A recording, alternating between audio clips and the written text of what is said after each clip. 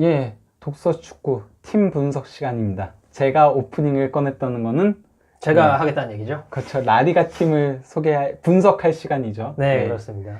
황덕연 해설위원이 본인의 이제 특기를 살려서 라리가 팀을 심층 분석하도록 하겠습니다. 네, 심층까지는 아니고 이제 이 팀이 또 최근에 이제 굉장히 많이 화두에 좀 오르다 보니까 저희가 한번 준비를 해봤습니다. 예. 이번 시간에 분석을 드릴 팀은 라리가 올 시즌 가장 핫한 돌풍을 일으키고 있는 팀이죠. 헤타페입니다. 예, 이것이 과연 4위 팀인가 꼴찌 팀인가? 네. 예. 이 팀 대체 뭡니까? 약간 예. 이런 느낌이 좀 있죠. 지금까지 이런 4위 팀은 없었다. 네, 예. 그런 느낌입니다. 이제 헤타페가 지금 그러니까 챔피언스리그 티켓 경쟁을 계속 이어나가고 있는데 실질적인 경쟁자로 꼽히는 팀들은 세비야 그리고 발렌시아 정도를 거론을 할 수가 있습니다. 예. 근데 그 중에서 가장 지금 근접한 팀이 됐다고 볼 수가 있겠는데 아무래도 그 부분은 이제 가장 최근에 있었던 세비야와의 경기에서 이제 3대 0으로 주말 경기에서 완승을 거둔 것을 저희가 또 얘기를 해볼 수가 있겠는데요. 이게 다 사라비아가 빠져서 그래. 네, 사라비아 아쉽네요. 예, 사라비아가 빠지고 에스쿠데로가 전반전에만 퇴장을 당했죠. 네, 두 번 그렇죠. 경고받아가지고. 그러니까 뭐 그 경기에서 헤타페가 뭐 페널티골이 있긴 했습니다만 어쨌든 뭐 경기 자체도 굉장히 괜찮게 풀었고 뭐 지금 세비야를 잡아내면서 이 4위 자리 지킴과 동시에 챔피언스리그 티켓을 따낼 확률도 굉장히 높아졌거든요. 네. 그러면서 지금 뭐 시즌 후반부까지 계속해서 본인들의 순위를 좀 유지하고 있는 헤타페인데 일단 이 팀을 간략하게 설명을 좀 드리면 이 포메이션 자체는 4-4-2 포메이션을 씁니다. 근데 이제 어떻게 보면 이게 4-4-2와 동시에 좀 4-2-2-2에 가까운 전형으로 경기 중에는 이제 조금 변형이 좀 있는 그런 팀인데 기본적으로 라인업을 보시면 크게 바뀌진 않습니다. 골문은 대부분 다비드 소리아 골키퍼가 지키고요.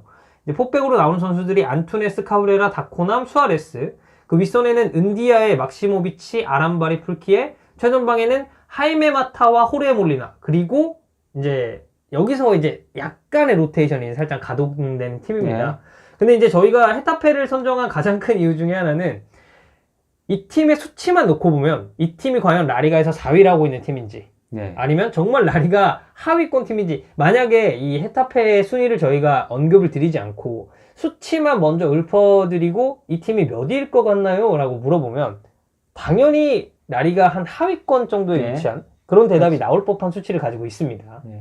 뭐 이 팀이 수치적으로 얘기를 하자면은 일단 그 경기당 슈팅 횟수가 10.3회로 라리가 꼴찌. 그리고 점유율 43.3%로 라리가 꼴찌. 그리고 패스 성공률 63.8%로 라리가 꼴찌. 스탯은 제가 잠시 뒤에 얘기를 하려고 했는데 매니저가 일단 얘기했으니까 괜찮습니다. 어쨌든 팀 특징을 좀 간략하게 설명을 드리면 굉장히 좁은 간격의 4-4-2 포메이션을 바탕으로 일단 수비진이 좀 단단하게 구축이 되어 있습니다. 다코남과 카브레라 호흡이 굉장히 좋고요. 근데 그렇다고 해서 마냥 수비만 하는 그런 수비지향적인 팀은 절대 아닙니다. 상당히 공격적인 면을 보유하고 있고 롱볼이 대체적으로 경기의 중심이 되고 측면에서의 크로스, 그리고 이 상대 파이널 서드 지역까지 올라갔을 때는 슈팅 역시도 아끼지 않는, 뭐 앞서서 말씀드린 그런 공격적인 성향이 잘 나타내는 부분이라고 볼 수가 있겠는데요. 이게 아무래도 수비가 강하다 보니까 리드를 지켜내는데 이 팀이 일가견이 또 있습니다. 실제로 헤타페가 한 골차 승리가 올 시즌 거둔 14승 중에 7승, 7승, 그러니까 절반을 차지하고 있고요.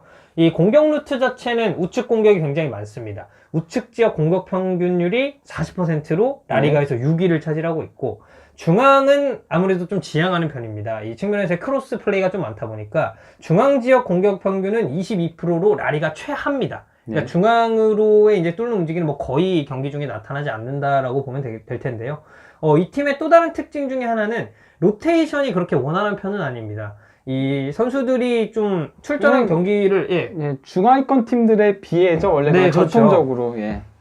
그러니까 아무래도 이 상위권 팀들에 비해서 선수의 이제 저희가 흔히 뎁스라고 얘기를 하잖아요. 뎁스 자체가 그렇게 단단한, 그러니까 두터운 팀은 아니다 보니까 정해진 베스트 11 내에서 약간씩에만 로테이션 변화를 주는 이제 그런 성향의 팀이라고 볼 수가 있는데, 이 선수들이 출전한 걸 잠깐 간략하게 보면 다비드 소리아 골키퍼는 32경기에 출전을 했고요. 거의 뭐 다 나왔죠.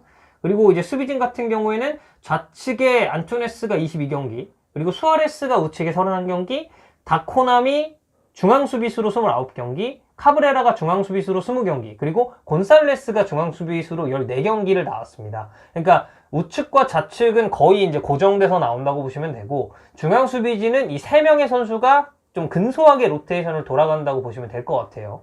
네, 그리고 미드필더진으로 살짝 올라갔을 때도 이 풀키에가 우측 공격수로 18경기를 나왔고요. 포르티오가 우측으로 12경기, 좌측으로 6경기를 나왔습니다. 여기에 은디아에 역시도 좌측 이 미드필더로 13경기를 나왔고요. 아무래도 헤타페 이 전체적인 선수 구성 내에서 핵심적인 역할을 담당한다고 할 수 있는 막시모비치가 중앙 미드필더로 30경기에 나왔고, 이 막시모비치의 주로 파트너로 거론이 되는 아란바리 선수가 중앙 미드필더로 27경기를 나왔습니다. 중앙 미드필더 같은 경우도 이 수비진에서 양측면과 동일하게 거의 뭐 고정으로 나온다. 뭐 부상이라든지 뭐 컨디션 저하가 없으면 주로 막시모비치와 아란바리가 이 짝을 이루고 있다라고 보시면 되겠고요. 공격진에서는 호르헤 몰리나 24경기, 그리고 이 하이메 마타가 21경기에 나왔고, 로드리게스 선수가 또 19경기에 나왔습니다. 그러니까 보통 하이메 마타가 이제 최근 후반기에 좀 돌입을 하면서는 하이메 마타가 거의 뭐 고정으로 나오는 가운데 몰리나와 로드리게스가 약간 로테이션으로 나온다고 보시면 될 것 같아요. 그러면 이 팀이 어쨌거나 아까 제가 스탯적인 부분들을 얘기를 했잖아요. 그럼에도 이렇게 순위가 높을 수 있는 이유는 무엇일까요? 뭐 그냥 단순히 수비만으로 얘기할 수는 없는 거잖아요. 그렇죠. 그러니까 사실 뭐 수비를 빼놓고 얘기할 수는 또 없어요. 이제 수비적인 측면이 굉장히 강하고, 일단 라리가에서 스탯을 보면 29개의 실점으로 최소 실점 3위를 기록을 하고 있습니다. 1위는 21개의 실점을 허용한 아틀레티코 마드리드, 그리고 2위는 28개의 실점을 허용한 발렌시아, 그리고 저희가 이제 기대 실점이라는 부분을 또 이제 살펴봐야 되는데, 이 헤타페가 29개의 실점을 허용한 반면에 이 팀이 기대 실점으로 당초 이제 좀 구성됐었던 스탯 자체는 36.65 실점입니다. 근데 제가 물어보고 싶은 건 그거예요. 그 헤타페가 제가 기대 승점을 봤었거든요. 기대 승점 자체도 그러니까 뭐 각각의 경기들의 이제 기대 승점, 그러니까 이 경기가 승리의 경기냐 비기 경기냐 뭐 이걸 다 합산해 가지고 이제 이 팀이 기대할 수 있는 승점이 어느 정도냐인 건데, 기대 승점 상으로도 어쨌건 라리가 7위를 할 수 있는 팀이더라고요. 그러니까 아까 공격 관련된 스탯들이 최하이고, 그렇다고 해서 이 팀이 슈팅을 많이 허용하지 않는 팀도 아니거든요. 아까 기대 실점 대비 실제 실점도 좀 차이가 있다라고 했잖아요. 그럼에도 불구하고 이 팀이 이 성적을 올릴 수 있는 원동력은 무엇인가? 저는 그게 궁금하다는 거죠. 저는 사실 그 원동력의 1순위로는 막시모비치의 존재를 좀 꼽습니다. 개인적으로는. 그러니까 사실 뭐 기본적으로 일단 수비진에도 강점이 있는 선수인데, 경기장 안에서 막시모비치 선수가 해주는 역할이 생각보다 되게 많아요. 그러니까 이 선수가 중앙 미드필더로 이제 출전을 하는데, 사실 세비야가 아니지 발렌시아 시절의 막시모비치는 기대만큼의 그런 폼을 보여주지 못했습니다. 투박한 선수였죠. 그렇죠. 근데 이제 헤타페로 넘어오고 이 보르달라스 감독의 체제 하에서 거의 지금 리그에서는 수준급으로 꼽히는 박스투박스 미드필더로 좀 저는 진화를 했다는 생각이 좀 들거든요. 그러니까 막시모비치가 일단 기본적으로 활동량이 굉장히 많고 중앙 지역에서의 대부분의 시간을 좀 보내는데, 이 막시모비치가 해주는 역할이 뭐 전방으로 키패스를 막 찔러준다든지 아니면 뭐 결정적인 찬스를 만드는 것과는 사실 약간 거리가 있습니다. 그러니까 경기를 좀 보면 동료 수비와 이 협력 플레이를 통해서 상대를 최대한 라인 쪽으로 몰아넣고, 그리고 패스 경로를 사전에 좀 차단하는데 이 선수가 굉장히 많은 공헌을 합니다. 그러니까 이게 사실 이 중원에서의 막시모비치, 그리고 이 짝으로 나오는 아란바리의 어떻게 보면 역할 분담, 여기에 수비진과의 호흡이 저는 좀 적절하게 이루어졌기 때문에 헤타페가 지금까지 좀 치고 올 수 있었던 원동력이 되지 않았나라는 생각을 좀 하거든요. 전체적으로 봤을 때. 그리고 이게 뭐 공격 진영에 올라가서도 막시모비치가 해주는 역할은 또 이제 상당히 많은데, 이 선수가 뭐 직접 본인이 이걸 뭐 결정 짓는다든지 뭐 이제 그런 역할보다는 뭐 하이메 마타라든지 호르헤 몰리나 같은 이런 전방에서의 공격수들이 적극적인 경합을 통해서 상대 수비를 끌어내면 이 뒷공간을 이 선수가 또 굉장히 활용을 잘해줍니다. 그러니까 결국에는 이 박스투박스 움직임을 가져가면서 수비진과의 호흡, 그리고 공격진과의 호흡이 저는 전체적으로 좀 시너지를 많이 내고 있다는 느낌을 받았었거든요. 뭐 그래도 기본적으로는 이 팀은 하이메 마타 얘기를 안 할 수가 없지 않나요? 네, 그렇죠. 그냥 호르헤 몰리나하고 이 둘의 역할이 어쨌건 가장 크잖아요. 이 둘이 팀 득점의 대부분의 책임을 지고 있잖아요. 네, 그렇습니다. 그러니까 어시스트적인 측면으로 따졌을 때도, 득점적인 측면으로 따졌을 때도 올 시즌 놓고 보면 하이메 마타가 라리가 기준 30경기에 출전해서 14개의 골과 6개의 도움, 그리고 호르에 몰리나 같은 경우는 33경기에 나와서 13개의 골과 4개의 도움. 그리고 여기에 앙헬 로드리게스가 32경기 7개의 골과 2개의 도움이거든요. 네. 그러니까 사실 뭐 호르에 몰리나도 정말 회춘했죠. 세리아에 퀄리아렐라가 있다면 저는 라리가에는 호르에 몰리나가 있지 않나. 약간 이런 느낌이 들 정도로 최근 굉장히 회춘한 모습을 보이고 있고. 하이메 마타 같은 경우는 지난 시즌 그 세군다 리가에서 피치치를 수상을 했죠. 어마어마하게 골을 많이 넣으면서. 네. 근데 그때만 하더라도 어쨌건 이 선수가 나이가 30대고 하다 보니까 그냥 전형적인 하부 리가의 득점왕이 아니냐 했는데 라리가에서까지 이렇게 좋은 모습을 보여주면서 스페인 대표팀에도 승선을 하고 그런 모습들을 보여줬죠. 네, 유로 2020 예선을 통해서 이제 스페인 국가대표팀에는 데뷔를 하게 됐고,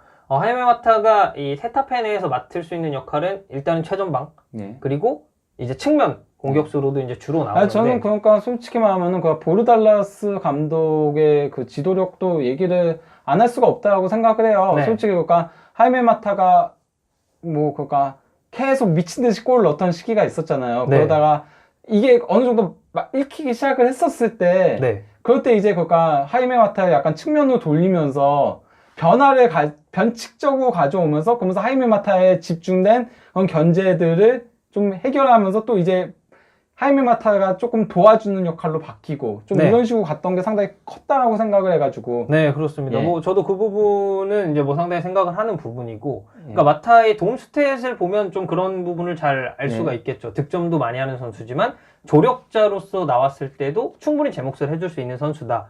그러니까 사실 헤타페의 원동력이라고 한다면 뭐 제가 막시모비치 선수 얘기를 하기도 했습니다만, 사실 하이메 마타를 빼놓고 얘기를 하긴 좀 힘들어요. 힘들죠. 굉장히 힘듭니다. 하이메 마타가 생각보다 헤타페 내에서 해주는 역할이 많고, 뭐 말씀해 주셨듯이 저도 사실 지난 시즌까지는 그런 생각을 했었어요. 하이메 마타가 바이돌리드 소속으로 35골 기록하면서 피치치를 수상을 했을 때도 이제 라리가 무대로 올라갔을 때 이 선수가 통하느냐. 그런 선수가 우리가 독일에도 대표적인 선수가 있거든요. 그거 이브리가의 레반도프스키로 불리는 테로데가 있어요. 지몬 테로데가 슈투트가르트에서 2시즌 연속 득점왕을 했었는데 분데스리가 올라가가지고 망했어요. 그리고 다시 이제 클르누, 전반기 슈투트가르트에서 망하고 클르누 이적해서 같이 강등이 됐어요. 지금 이브리가에서 또 득점 거의 독보적인 1위를 달리고 있거든요. 2위하고의 거의 차이가 엄청나게 날 정도로. 그래서 약간 좀 그런 느낌이 있었어가지고 그런 언급을 했던 겁니다.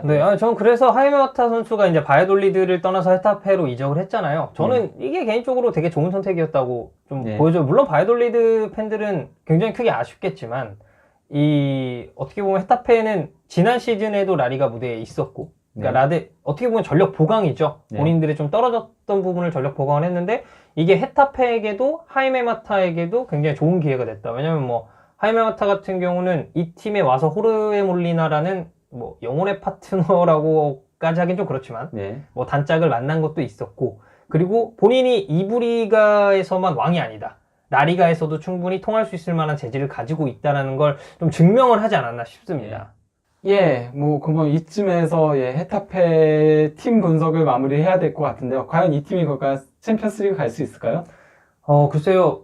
뭐 지금 기세 사실 세비야 잡아냈을 때까지만 해도 조금 안정궤도에 오른 게 아닌가라는 생각을 했었는데, 사실 남은 일정이 만만치는 않습니다. 그렇죠. 당장 이번 주에는 주중 라리가가 있습니다. 주중에 만나는 팀이 레알 마드리드. 그러니까 뭐 사실 레알 마드리드가 동기부여가 약간 떨어지긴 했습니다만, 하지만 벤제마는 동기부여 만땅입니다. 그렇죠. 그런 부분도 있을 테고, 그 다음에 만나는 팀이 소시에다드인데 이게 원정입니다. 아노에타 원정은 또 헤타페에게 굉장히 힘들 것으로 예상이 되고요. 그 다음엔 사실 홈에서 지로나, 이거는 사실 이건 무조건 잡아가야죠. 무조건 이겨야죠. 여기서 못 이기면 답이 없고, 그 다음에 만나는 게 바르셀로나인데 이게 또 캉톤 원정입니다. 그리고 마지막 라운드에서 이제 비아레알을 상대를 하는데, 비아레알이 지금 또 도끼가 오를 대로 오른 상태고, 후반기 들어서의 경기력도 상당히 좋은 편에다가 거기다가 지금 어쨌건 잔류를 자신할 수 없기 때문에 헤타페는 제발 이때쯤은 비아레알이 잔류를 이미 확정 짓기를 기도할 겁니다. 그러니까 완전히 동기부여가 떨어진 상태이기를 기도할 것 같습니다. 헤타페에 대한 분석 시간, 그리고 이 챔피언스 리그 티켓에 대한 남은 일정까지 알아봤고요. 뭐 저희는 팀 분석 이쯤에서 마무리하도록 하겠습니다.